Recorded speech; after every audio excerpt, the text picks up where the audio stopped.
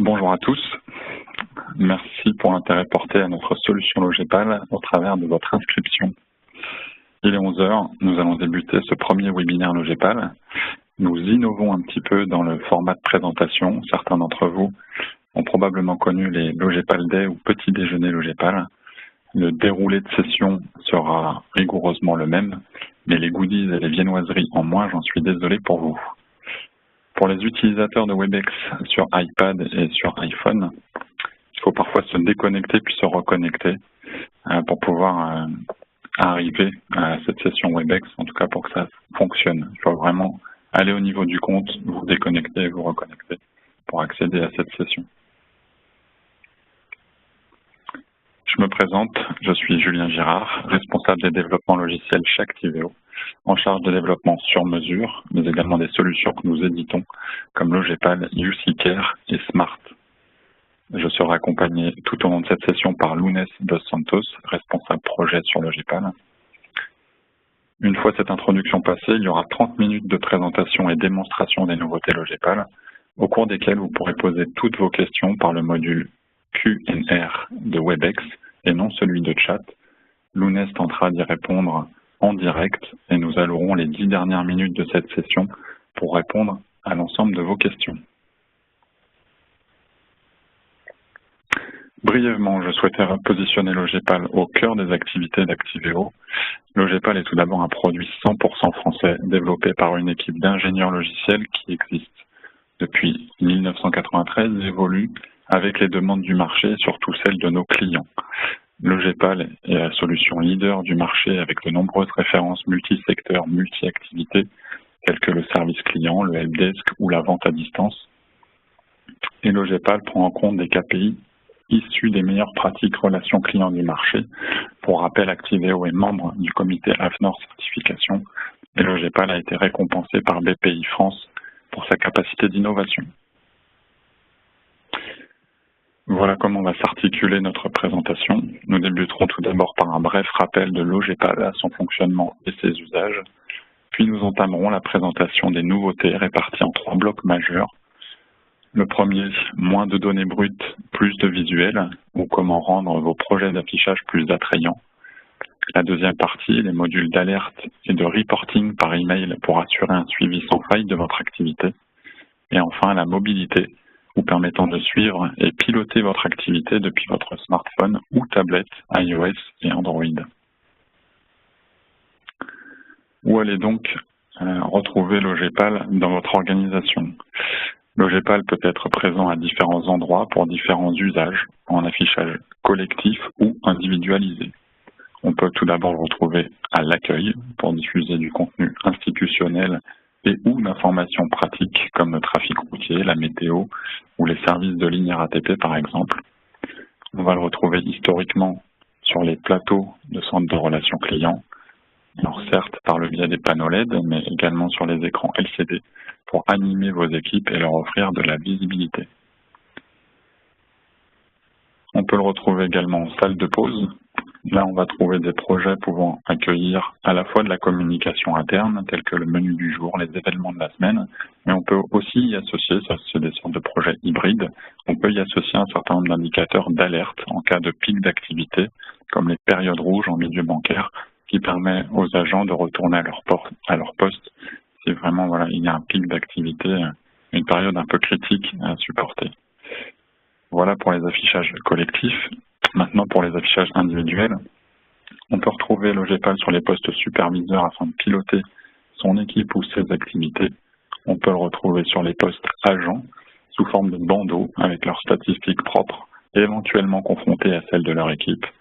Et enfin, sur la partie smartphone et tablettes, cette mobilité offre à la population nomade comme les managers multisites un suivi et un pilotage de leur activité every time, everywhere, any device.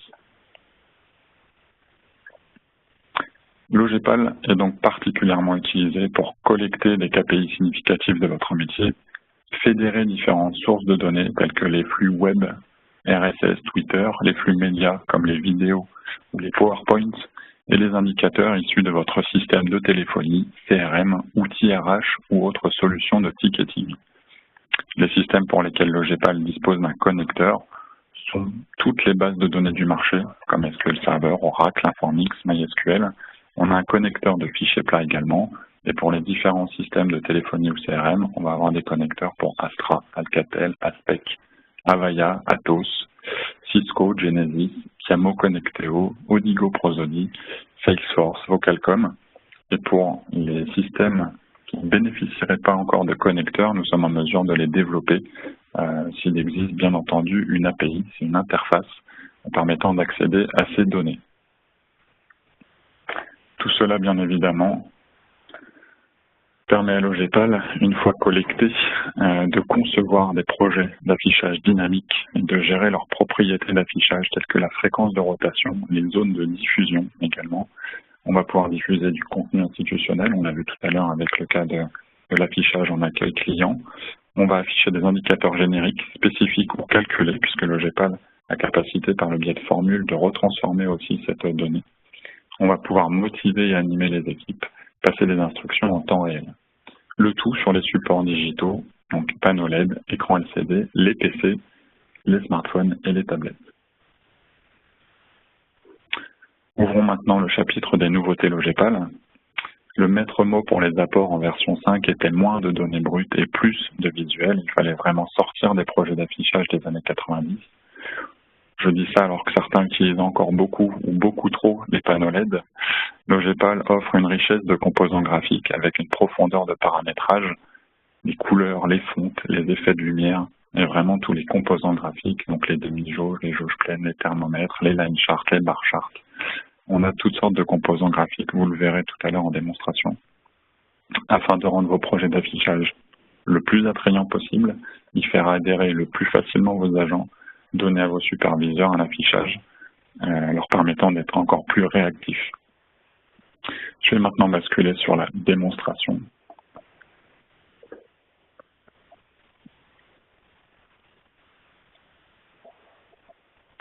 Donc ici, nous sommes sur un projet LogView.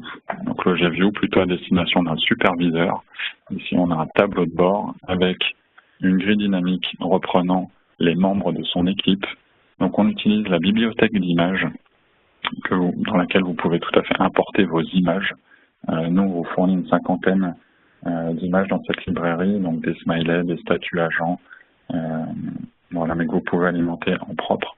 Ici, ces images vont être utilisées d'une part pour la photo des 5 agents au niveau de la grille. On va utiliser aussi une iconographie pour les statuts, donc plutôt qu'afficher une donnée brute sous forme numérique ou sous forme de chaîne de caractères, on va avoir une icône. On peut tout à fait coupler le statut écrit avec celui de l'icône et on va avoir différents smileys pour le NPS au niveau de ce tableau de dashboard. On y retrouve également un certain nombre de composants graphiques, somme toute classiques dans Logepal, avec la demi-jauge pour afficher la qualité de service, et puis en bas, un suivi d'activité avec le module d'historisation des données Logepal, permettant de regarder le nombre d'interactions traitées sur les flux entrants mail et appels.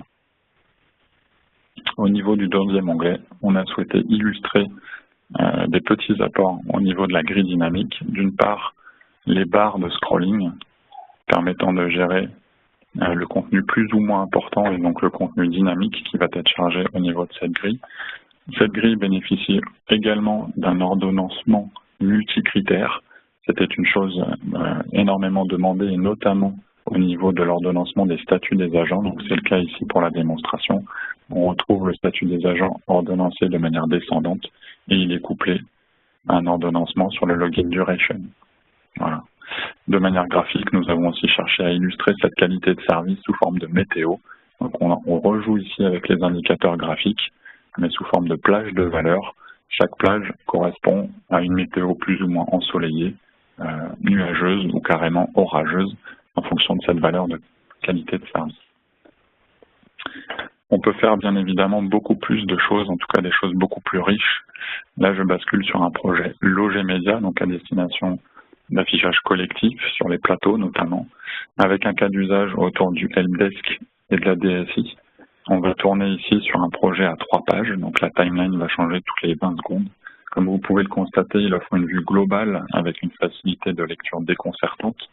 On y retrouve beaucoup de composants Logepal, donc un message défilant pour la communication, un line chart pour du suivi d'activité, des tendances, voilà, avec les flèches ascendantes, descendantes, des demi-jauges également.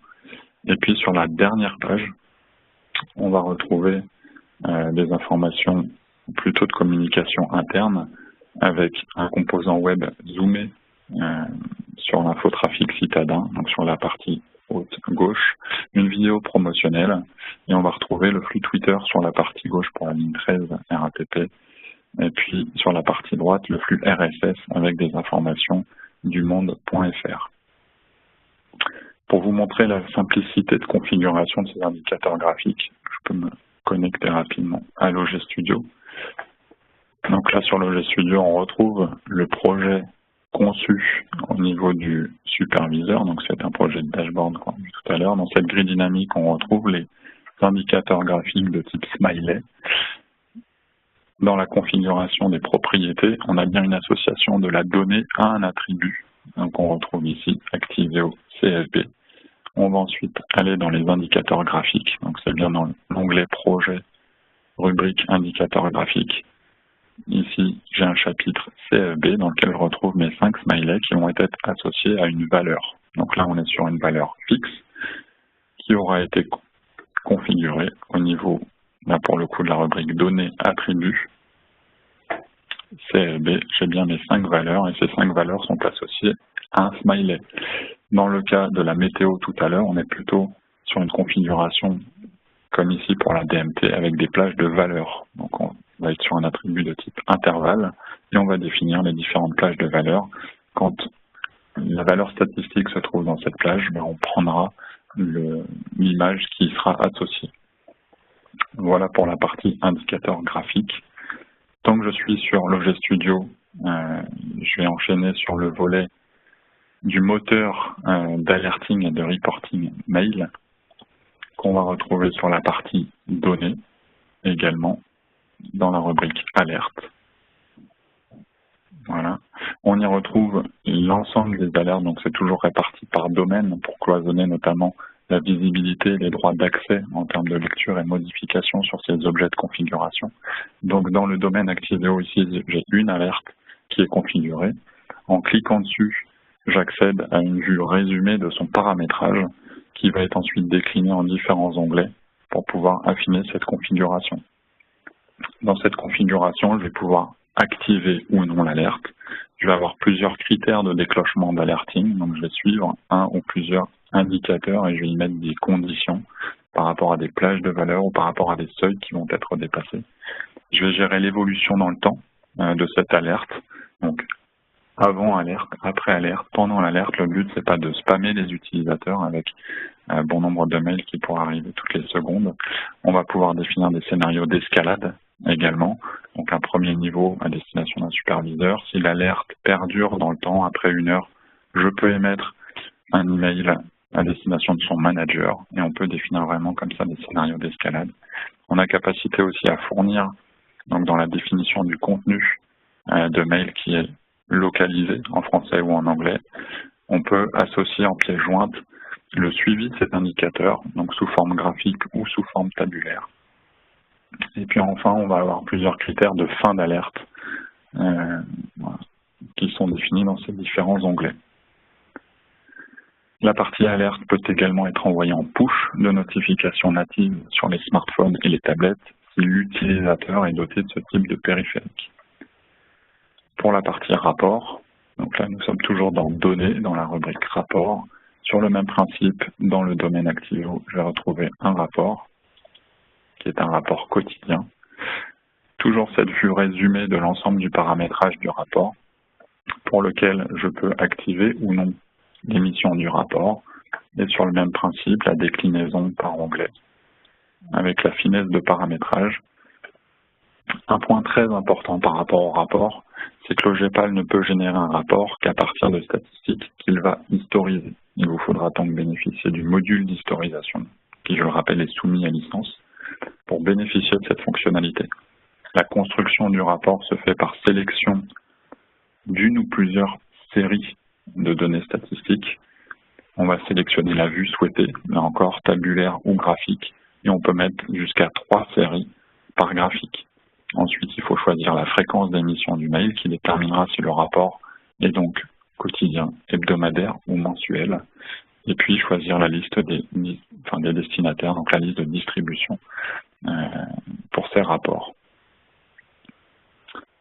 Je vais revenir sur le sliding.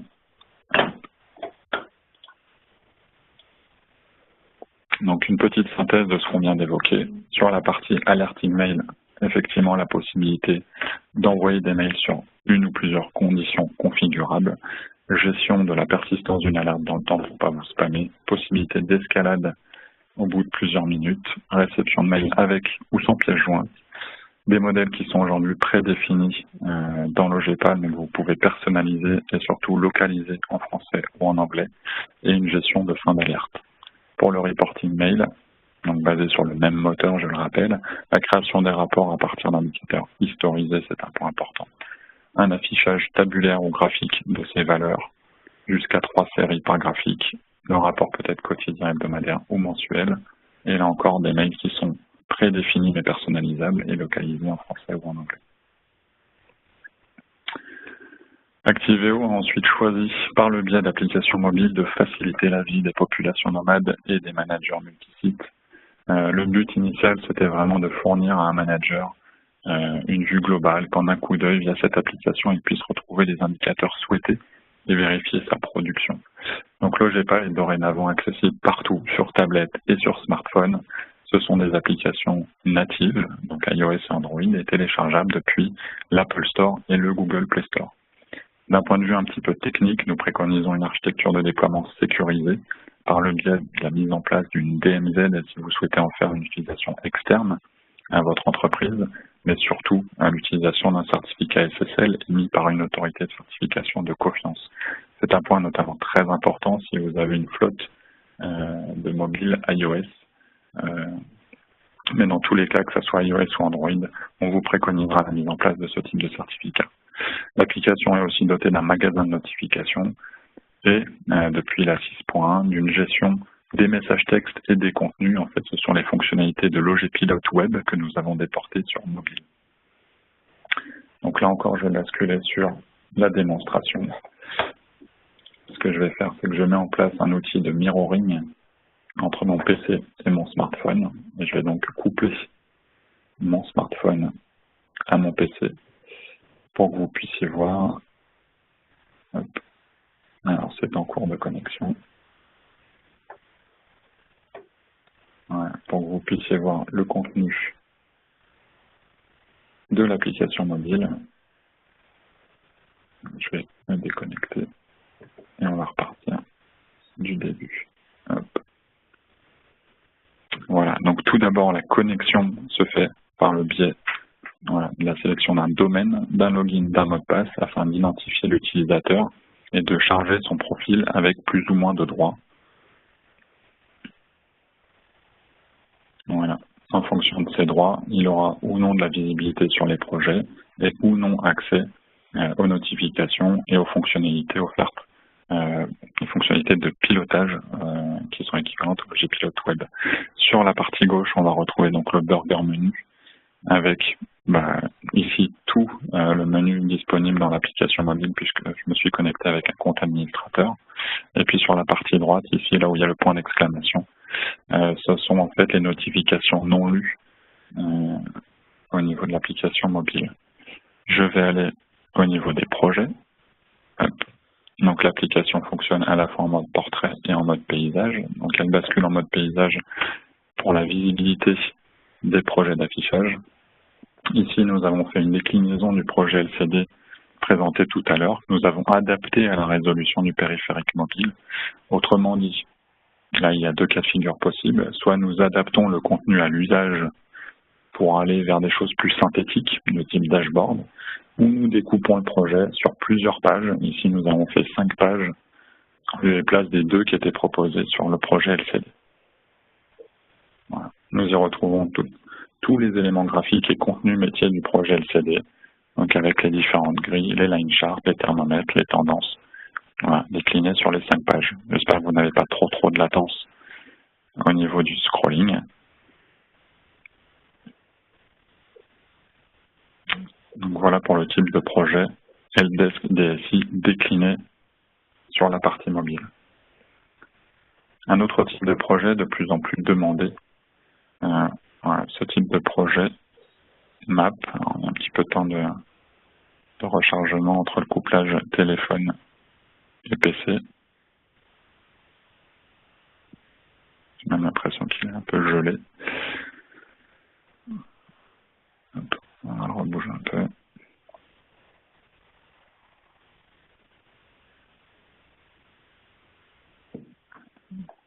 Comme c'est l'effet démo, je pense que je vais le relancer, ça sera plus adéquat.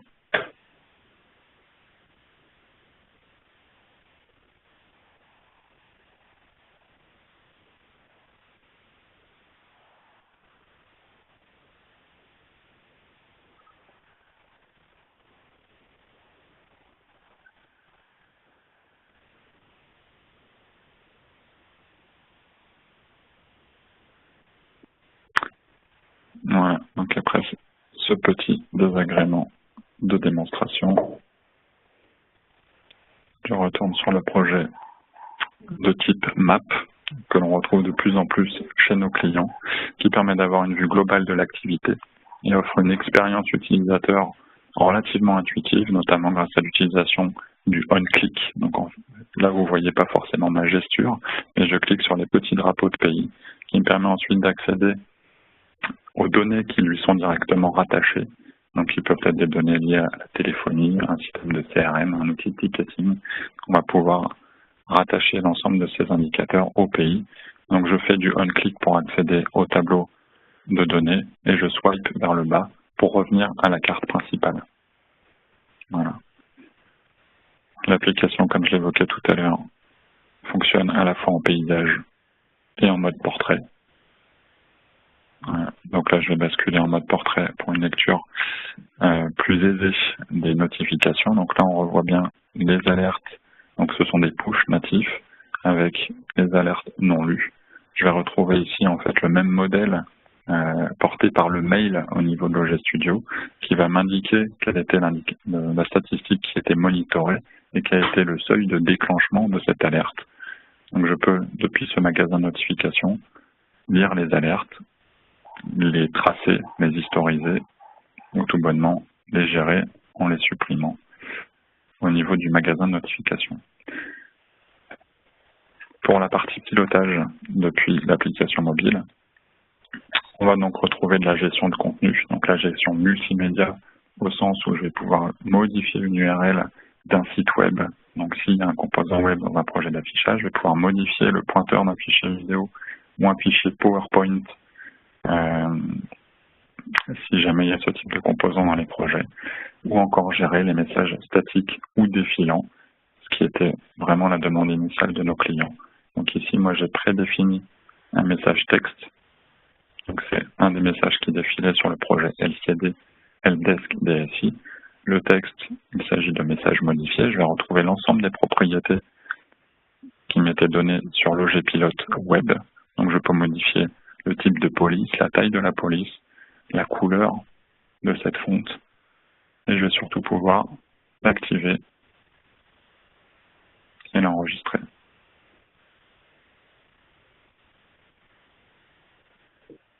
Donc là aussi, il y a un petit peu de latence entre le smartphone et mon ordinateur. On voit bien avec la petite pastille verte que le message est actif. Si je retourne sur le projet d'affichage,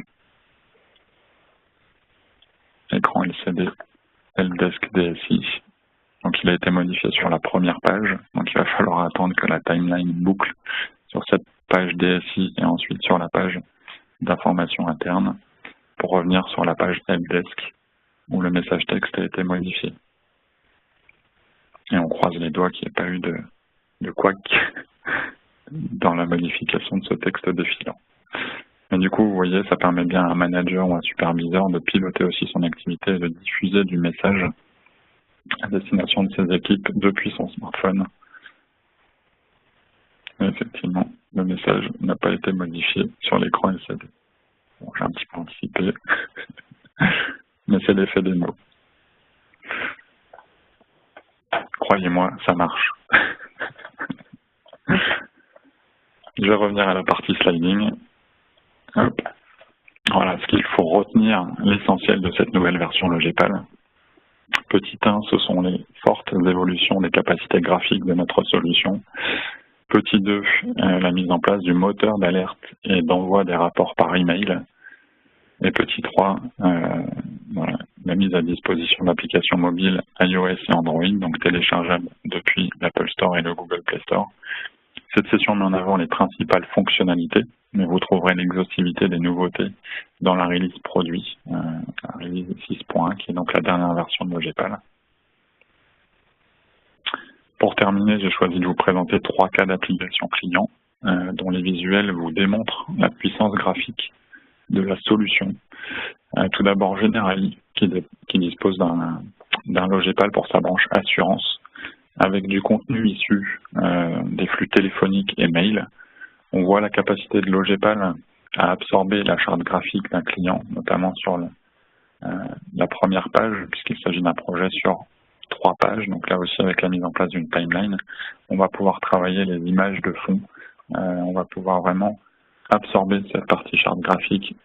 Par le biais de la bibliothèque d'images aussi, on va pouvoir charger les images du client et on va pouvoir diffuser du contenu temps réel, y compris de l'information comme le trafic de citadins, vous le voyez sur cette page, et puis le flux Twitter sur la ligne 13 du métro. Ça semble être un grand classique en région parisienne. Sur le projet du milieu, nous retrouvons donc Schneider Electric qui a déployé Logepal dans ses Customer Care Centers en Asie, en Europe et aux US. Donc ça représente 26 pays déployés aujourd'hui. Donc vous voyez ici une illustration du projet LCD d'une part. Ici, il y a eu un effort graphique important et un accompagnement important sur la mise en place d'un grand nombre d'indicateurs à la fois de téléphonie, de CRM, puisqu'on vient aussi s'interconnecter à Salesforce. Au milieu de ce projet LCD, il y a 4 petits indicateurs. Il y a une sorte de carrousel d'images et de pages. Donc on va jouer là aussi avec les timelines et toutes les 20 secondes. Ce carrousel permet de tourner sur des indicateurs liés à la téléphonie. On a une partie droite avec l'information plus statique qui pointe ni plus ni moins que le site web de Schneider pour donner aux agents sur les plateaux une vue des promotions en cours sur le site web de Schneider Electric. Sur le projet du bas, là on est toujours chez Schneider, mais ici c'est pour un projet de type iPad, donc pour de la mobilité, à destination des décideurs, avec des indicateurs Genesis et Salesforce. Donc on retrouve un petit peu la philosophie du projet smartphone que je vous ai montré tout à l'heure. Pour la partie smartphone, on était obligé de mettre en place la fonctionnalité de on-click avec la notion de petit drapeau pour accéder aux différents tableaux. La résolution de l'iPad permettait d'afficher directement les tableaux avec les indicateurs sur chacun des pays. Donc nous avons travaillé main dans la main avec Schneider pour leur mettre à disposition ce type de projet dashboard sur des supports iPad.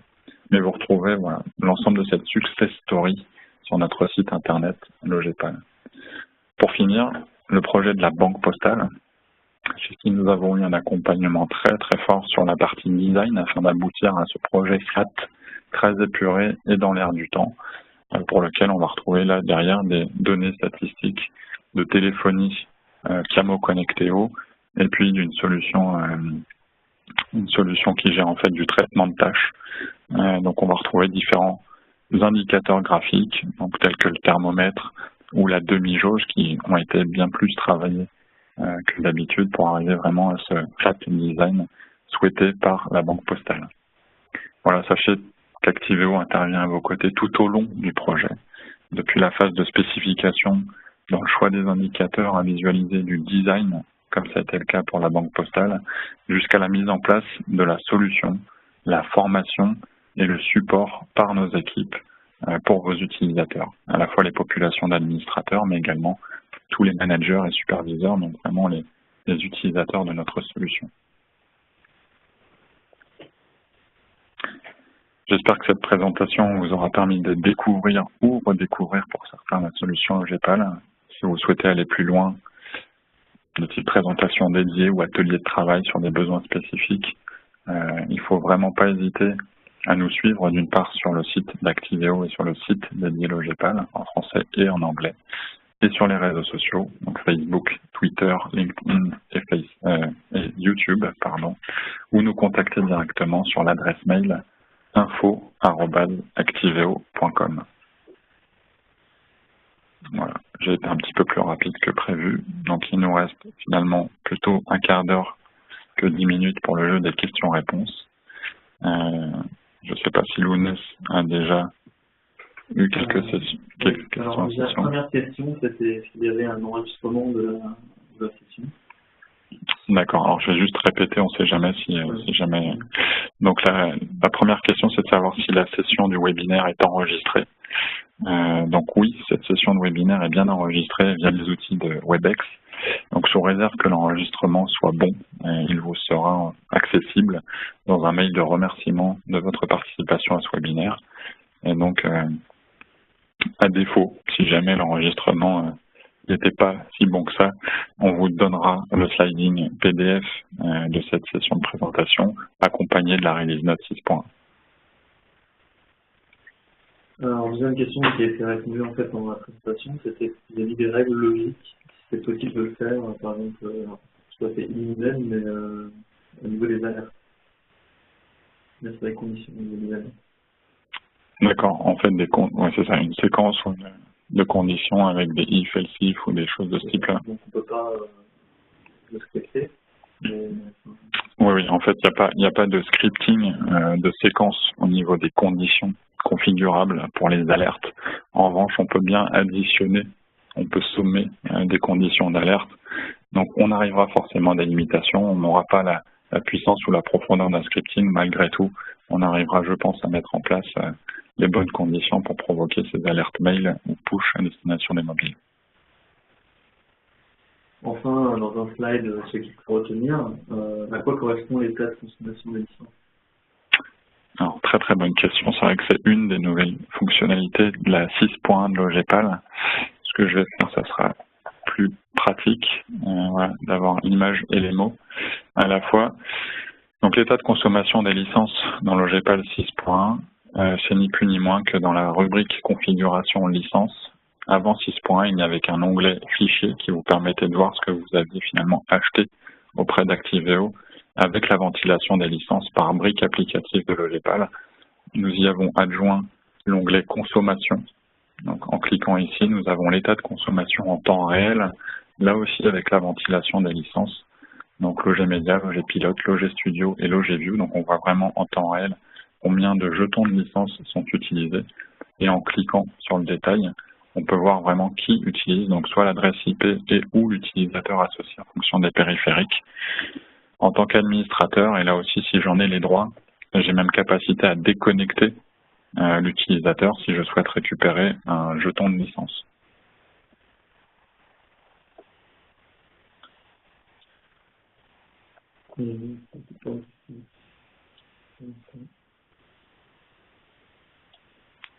Donc si vous avez d'autres questions, n'hésitez pas à les poser par le biais du module Q&R.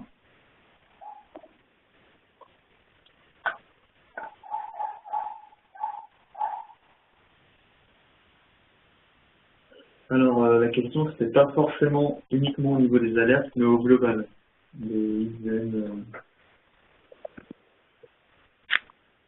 Au global. Un peu vague. Oui, c'est peut-être un petit peu vague, je sais pas, donc, qui est le participant c'est Jean-Baptiste Burin qui a posé la question. Alors, si vous pouviez préciser un petit peu votre demande. Donc, le scripting, on va vraiment le retrouver au niveau des formules aujourd'hui dans l'OGPAL. C'est du scripting en VB.NET, ce qui nous permet d'avoir une forte flexibilité dans la mise en place de formules de calcul au niveau des indicateurs. Après, vraiment, cette notion de scripting, on l'aura pas au niveau des alertes, au niveau des rapports, en tout cas sur ce qui a été présenté aujourd'hui. On est vraiment juste dans du conditionnel, relativement basique sur la partie alerte.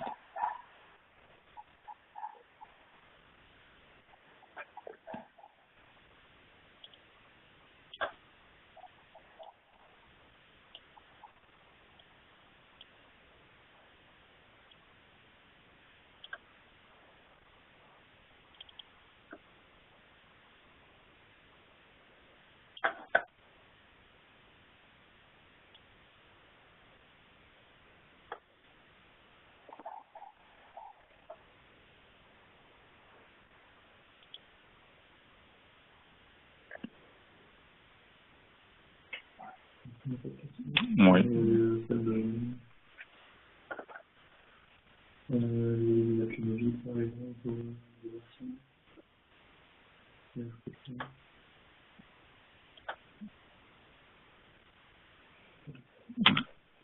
Une question de Rachel Orsier.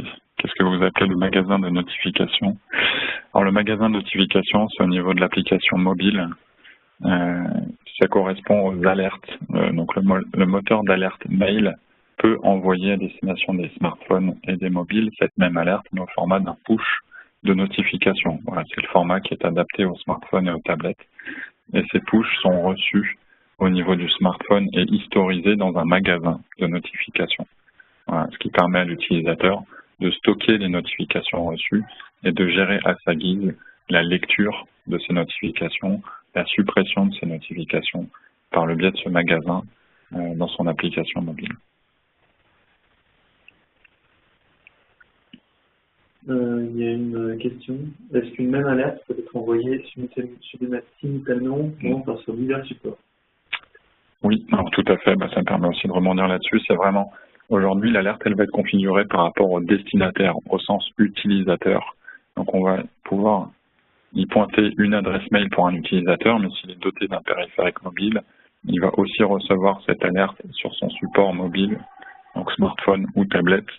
Voilà, c'est juste une histoire de configuration par le biais de l'OG Studio, savoir si l'utilisateur n'a qu'une adresse mail ou s'il bénéficie aussi d'un téléphone mobile.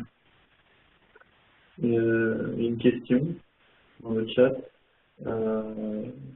Est-ce qu'on peut montrer l'interface des alarmes conditionnelles ou les différentes conditions sur les alarmes? Oui, tout à fait.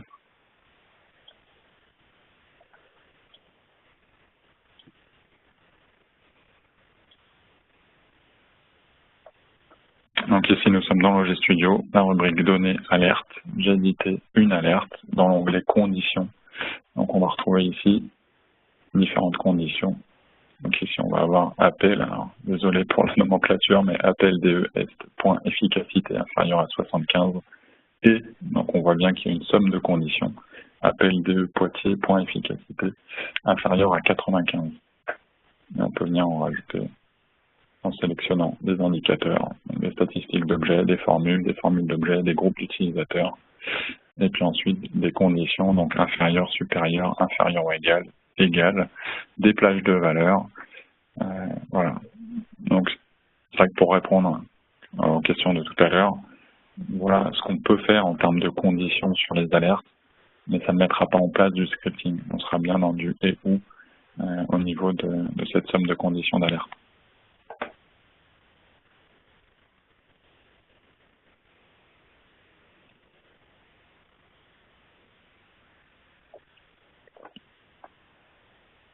Merci. De rien. Lionel.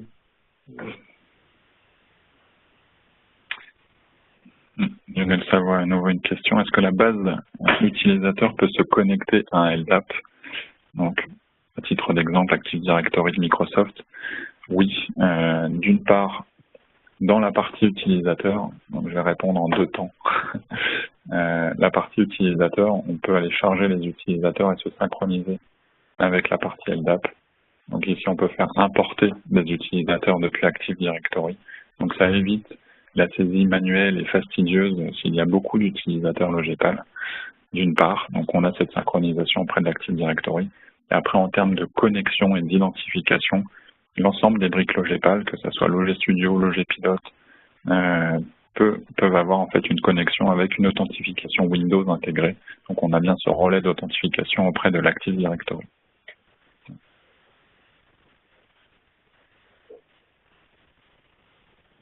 Est-ce qu'il s'agit d'une connexion asynchrone? Non, on est bien sur une connexion synchrone. Logepal va faire le relais d'authentification auprès de l'Active Directory pour pouvoir connecter l'application.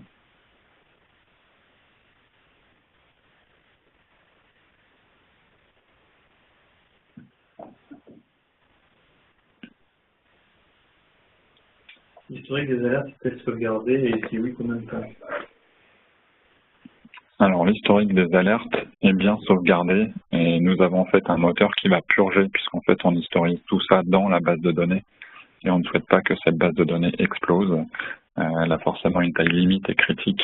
Donc nous avons un mécanisme de purge de base de données qui est configurable en fonction du volume de notification qui sera généré chez le client. Voilà. Donc ça, c'est vraiment quelque chose qu'il faut initialiser et suivre au tout début dans le contexte client s'il y a un gros volume de notifications.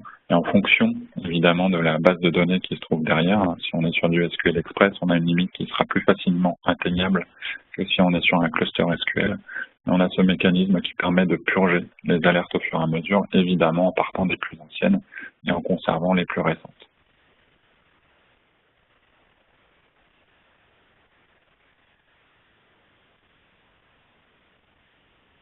De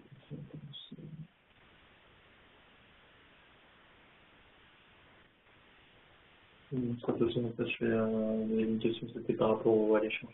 Certaines personnes mettent dans le chat et d'autres. Ah oui, pardon. Oui. Donc essayez d'utiliser plutôt le module QNR pour poser les questions afin que ça soit visible de l'ensemble des participants. Est-ce que c'est possible de choisir des alertes sauvegardables tout le temps, pour les plus importantes par exemple? Alors je vais reprendre la question pour qu'il y ait... Donc en fait l'esprit ça serait d'avoir des alertes taguées comme étant plus importantes que les autres pour pouvoir les sauvegarder et en fait avoir une pérennité en fait au niveau de ces alertes. Aujourd'hui c'est pas le cas. On n'aura pas de traitement distinctif entre deux alertes. Si elles sont purgées, elles le seront par ordre chronologique et pas forcément par pondération. On n'a pas cette notion au niveau des alertes. Malgré tout, elles sont envoyées aussi par mail. Donc du coup, je peux les... Après, évidemment, comme évoque Lounès, les alertes sont émises par mail. Donc vous pouvez vous faire un historique de ces alertes si elles sont en tout cas importantes ou critiques au niveau de votre Outlook par exemple ou justement par le biais des magasins de notification sur le smartphone.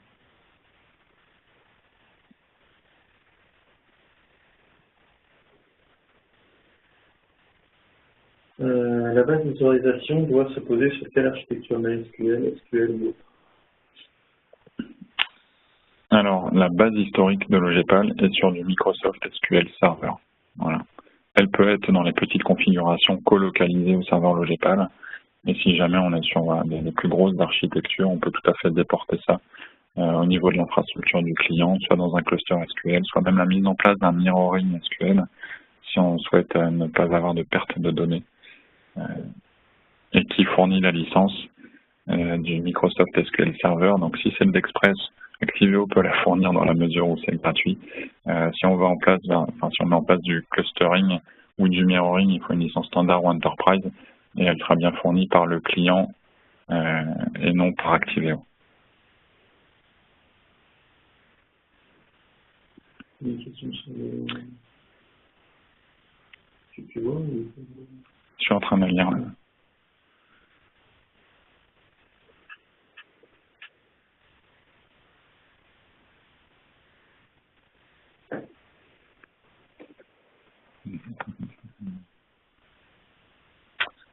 Donc, la question de Jean-Baptiste Burin, c'est un décompte du nombre possible de pauses à l'instant T. Donc, effectivement, on n'aura pas de scripting mis à part les formules, parce qu'on va se retrouver relativement limité. Donc, si le traitement est fait en amont, ce qui est parfois le cas d'ailleurs sur des systèmes de téléphonie, on peut avoir une transformation ou un calcul de cette donnée ou de cette information en amont. Et dans ce cas-là, Logepal, oui, sera bien en mesure de restituer cette donnée soit de manière brute, soit sous forme graphique. Dans la mesure où on lui fournit, il n'y a aucun souci. Il y a une question de Jean-Marc vis-à-vis des données historiques et le besoin minimum en termes de serveur. Donc, du coup, soit on lui a un peu... Je pense qu'on va peut-être prendre cette dernière question. Donc, pour utiliser des données historiques, images, indicateurs graphiques, etc., quel est le besoin minimum nécessaire en termes de serveur? Et par ailleurs, quelle est la bande passante réseau nécessaire par écran?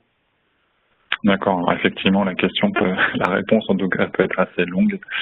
Brièvement, alors déjà en termes de capacité de base de données, Logepal stocke très peu d'informations, sont des informations de configuration essentiellement.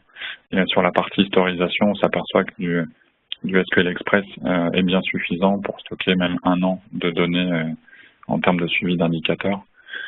Donc ça, c'était pour la partie base de données. Pour la partie bande passante, là aussi, réponse très très brève.